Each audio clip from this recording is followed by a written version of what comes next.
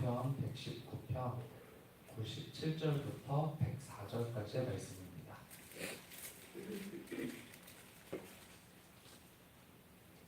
교독하시고 104절은 함께 읽겠습니다. 내가 주의 법을 어찌 그리 사랑하는지요. 내가 그것을 종일 작은 소리로 읊조리나이다. 주의 계명들이 항상 나와 함께하므로 그것들이 나를 원수보다 즐겁게 하나이다. 내가 주의 증거들을 늘 읊조림으로 나의 명철함이 나의 모든 스승보다 나으며 주의 법도들의 지킴으로 나의 명철함이 누림보다 나으니이다. 내가 주의 말씀을 지키려고 발을 금하여 모든 악한 길로 가지 아니하였사오며 주께서 나를 가르치셨으므로 내가 주의 규례들에서 떠나지 아니하였나이다. 주의 말씀의 맛이 내게 어찌 그리 단지요. 내 입에 꿀보다 더 다니이다. 주의 법도들로 말미암아 내가 명철하게 되었으므로 모든 거짓 행위를 이루어 하나이다. 네. 저희는 2021년 11월 첫 번째 주부터 오늘까지 52주 성경 통독을 이어오고 있고요. 성경 읽는 일을 돕기 위해서 각 성경의 권별 통독을 마칠 때마다 그 성경에 관한 강의를 열곤 했었습니다. 새삼 그 시간들을 인도할 때 하나님의 말씀을 더욱 알고 싶어하는 교우들을 만나면서 열정 같은 것들이 느껴질 때가 있더라고요. 그것은 하나님 말씀 향한 교우들의 열정이 느껴지는 것이기도 할 테고요. 또 그런 교우들과 함께 하나님을 알아가고 싶은 제 안에 담긴 열정이기도 할 겁니다. 우리는 평생 이 하나님의 말씀을 통해서 하나님을 깊이 알아가는 복을 누려야 할 겁니다. 시편 119편은요. 우리가 가진 성경 안에서도 가장 긴 절수를 자랑하는 것으로 유명한 성경책인데요.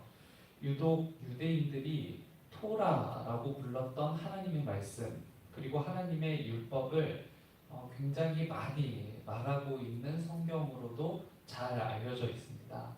실은 앞선 그 시편 118편과 무관하지 않은데요. 118편은 하나님의 이름으로 성전에 감사제를 드리러 오는 사람이 축복받은 사람이다 라는 이런 주제를 가지고 있고요. 그래서 26절에서도 그와 같은 이야기들을 동일하게 전하고 있는데 이에 대해서 119편은 축복받은 사람이 누구인지에 대해서 더욱 구체적으로 전하는 메시지가 담겨 있다고 보실 수 있겠습니다. 그 사람들은 하나님의 말씀을 묵상하는 사람, 그리고 하나님의 말씀을 연구하는 사람, 하나님의 말씀을 헤아리고 그 안에서 삶의 방향을 찾고 내 행위를 구하는 사람들, 이 사람들이 복을 받은 사람들이라는 사실을 시편 119편 176절 전체에 걸쳐서 시편 기자가 노래하고 있는 것이죠. 그런 의미에서 성경 통독을 이어가고 계신 모든 교우들을 비롯해 하나님을 사랑하여 이 자리를 새벽을 깨워 이 자리를 찾는 모든 교우들, 또 일주일의 목마름을 견디지 못해서 하나님의 말씀을 찾아 성전으로 찾아온 모든 이들이 바로 성경이 말하는 축복받은 사람들이라는 사실을 우리는 시편 119편을 통해서 확인하게 되는 것이죠. 오늘 본문에 담긴 시편 기자의 고백 역시 하나님의 법을 사랑한다라는 고백과 함께 시작하는데요. 그가 하나님의 법을 사랑하기 때문에 묵상하는 것은 세 가지입니다. 하나님의 법을 종일 묵상한다라고 고백하고 있고요. 하나님의 계명 그리고 하나님의 증거를 묵상한다라고 이렇게 기록합니다. 이를 통해 이 시편 기자가 얻게 되는 결과가 있어요. 하나님의 법을 묵상하고 하나님의 계명을 묵상하고 하나님의 증거를 묵상할 때 그가 결국 얻게 되는 결과가 무엇이냐면 자신의 대적들보다 지혜롭게 되고 또 하나님의 법을 지키는 것이 그들보다 명철하게 되는 것임을 고백합니다. 당시 이 헬라 제국주의 시대였을 텐데요. 헬라 문화의 팽창, 헬라 문화가 유독 공격적으로 전해지면서 유대인들의 정체성이 뿌리부터 흔들릴 때였다고 봐도 무방할 겁니다. 포로 후기에 헬레니즘 시대를 살아가게 되면서 헬라가 가진 힘 그리고 헬라 문화가 가진 아주 짙은 영향력으로 이 하나님과의 관계성에 대해서 유대인들이 위기를 느낄 때였거든요.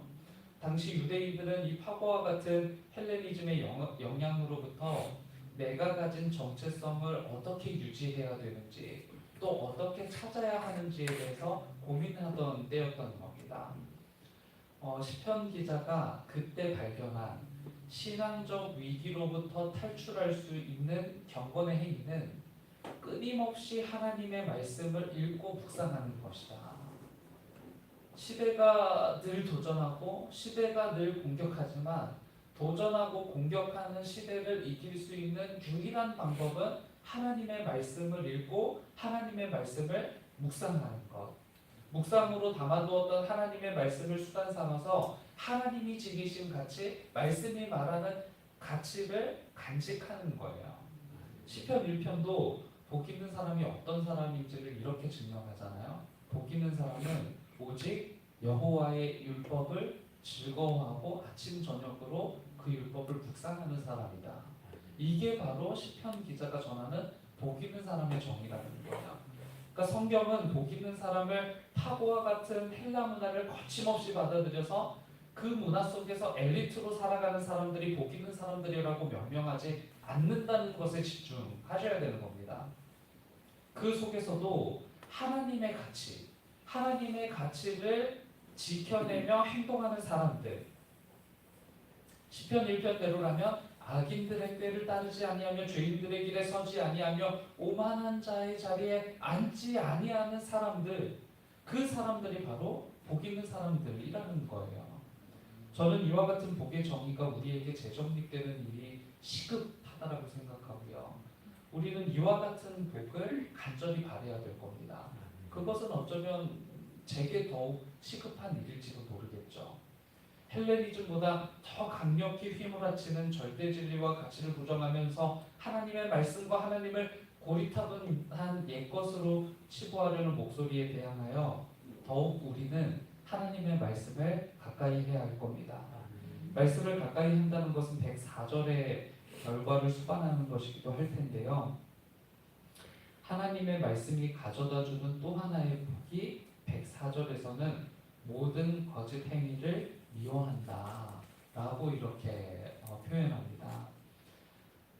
즉 그간 교정되지 않았던 내 생각 그리고 내 가치 그리고 내 행위를 하나님의 말씀이 교정하게 해준다는 거죠. 이건 단지 시편 기자의 고백만은 아니고요.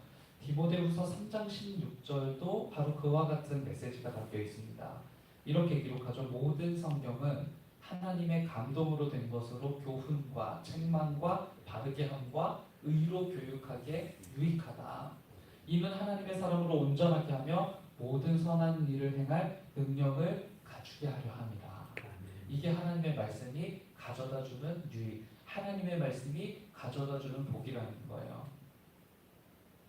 독일의 신학자 보네퍼는 그의 글 하나님의 사랑과 세상의 붕괴, 윤리학이라는 책에 담아둔 내용인데요.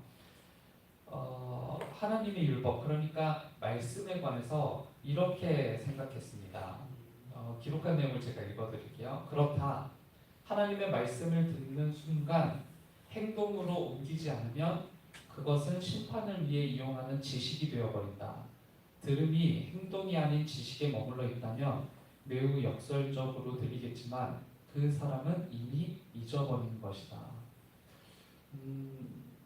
이 글이 마음에 굉장히 찔림이 되는 것은 우리 모두의 같은 생각일 겁니다. 우리가 하나님의 말씀을 듣고 알게 되고 그리고 이것이 지식으로 머물러 있는 동안 사실은 그것으로 하나님의 말씀은 그냥 잊혀져 버린다는 거죠. 하나님의 말씀이 우리에게 즉각적으로 행동으로 이어지지 않는다면 그것은 잊어버린 것과 다름 아닌 것이다. 이 말씀, 이 보네퍼의 글이 우리 마음속에 남아 있었으면 좋겠습니다. 하나님의 말씀을 가까이 하는 것이 우리에게 복이고요. 그 말씀과 그리고 그 말씀이 지닌 가치로 행하는 것이 우리에게 복인 거예요. 오늘 우리에게 주어진 일상에는 하나님을 대항하여 일어나는 일들이 분명히 있을 겁니다. 그렇지만 주의 말씀으로 저항하면서 하나님이 주시고자 했던 그 나라를 사는 오늘 하루가 되시기를 주님의 이름으로 축복합니다. 함께 기도하겠습니다. 나를 의로 교육하기에 부족함이 없는 하나님의 말씀이 나의 곁에 있다는 사실이 제게 큰 복임을 고백합니다. 죄를 죄로 알 수 있는 복, 세속의 파고를 넘어 하나님께로 나아갈 수 있도록 안내하는 진리의 책, 진리의 말씀이 제게 있어 큰 복임을 고백합니다. 우리에게 주어진 말씀의 검을 들고 하나님을 외면하는 세상에서 하나님을 사랑하는 사람으로 살도록 도와주옵소서. 그 마음을 담아 이 자리에 모인 하나님의 백성들을 축복해 주시고 가슴과 생각에 말씀이 새겨져 하나님이 원하는 것을 구하고 하나님이 원하는 것을 따르는 삶이 되도록 이끄시옵소서. 그런 삶을 위하여 구하는 모든 것들을 살펴주시고 이 땅을 살아가는 동안 부끄러움 당치 않게 하시며 하나님을 드러내고 하나님을 향해 바라는 간절한 기도의 제목이 주의 뜻 안에 이루어지도록 인도하옵소서. 함께 자리하여 기도하고 싶지만 그럴 수 없는 형편 중에 있는 교우들을 기억합니다.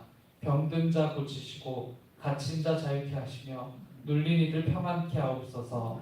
무엇보다 오랜 시간 병상과 질병으로부터 자유롭지 못한 모든 교우들을 기억해 주시고 치유하시고 또 자유케 하시는 하나님을 경험하는 시간 되게 하옵소서. 고난의 언덕을 힘겹게 넘는 사람들의 힘이 되어 주셔서 하나님을 느끼는 시간이 되게 인도하옵소서. 얼마 남지 않은 수능으로 불안을 느낄 그럼에도 학업에 몰두하고 있는 모든 수험생들 역시 기억해 주시길 바랍니다.